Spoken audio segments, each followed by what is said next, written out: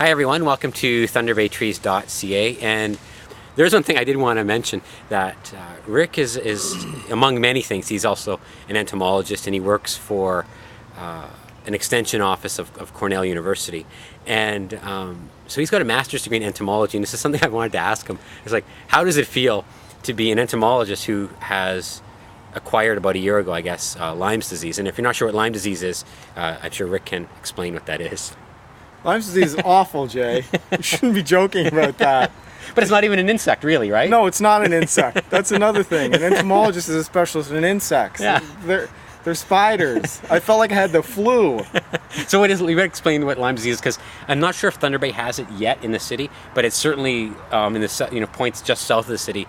There is Lyme disease is starting to find its way into northwestern Ontario, yes, in the warmer areas. Yes. So what is Lyme disease, and maybe? Lyme disease is a bacterium that, well, you can get several diseases from a variety of insects and arthropods, but Lyme's disease is a bacterium that you need a dose of antibiotics to treat. Right. And one of the symptoms associated with having Lyme's disease is you could have a kind of a target-like structure on your body. Right. Like a bullseye, I've heard, like a bullseye, I've never actually seen that, but... Well, if you were here a year ago, you would have seen it on my gluteus maximus. In your butt? Yes, Okay. yes.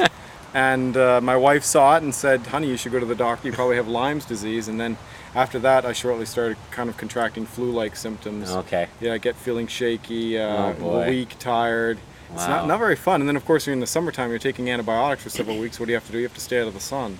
Right. So you get burned, right? Right, Yeah. right. You burn very easily. Wow. So now we're in Connecticut. Now, how far would we be from Lyme County, Connecticut, where, like, roughly how far that is from here? Because that's where it was first identified, it's right? named after the town of Old Lyme. Oh, okay. Yes, and I'm not exactly sure what county that's in, but Okay. it's not far from us. Connecticut's a tiny state. Yeah, You yeah. can go across the state in less than 2 hours. Okay, so... Yeah, so we're right. I mean, in fact, I've had people in New York say, "Oh, you're in Connecticut. You don't have tick problems, do you?" And I said, "Well, no. Lyme's disease is named after a town in Connecticut, Right. Old Lyme. So we're not far at all from there." So it was a kind of a weird sort of feeling, like this critter that you studied, class of critters, kind of.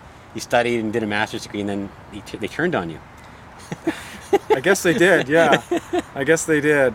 I just knew it was a matter of time, unfortunately. Yeah. If you're outdoors enough, You're going to get it. You're going to get it. Yeah. I think down here anyways. It's So something to be thankful for in Thunder Bay. So I didn't ask your wife, Tracy, but you still have that bullseye in your butt? No, I do not. Okay, good to hear. No, and I'm not going to give you any sort of visual... I wasn't about to check. That's right. That's exactly right.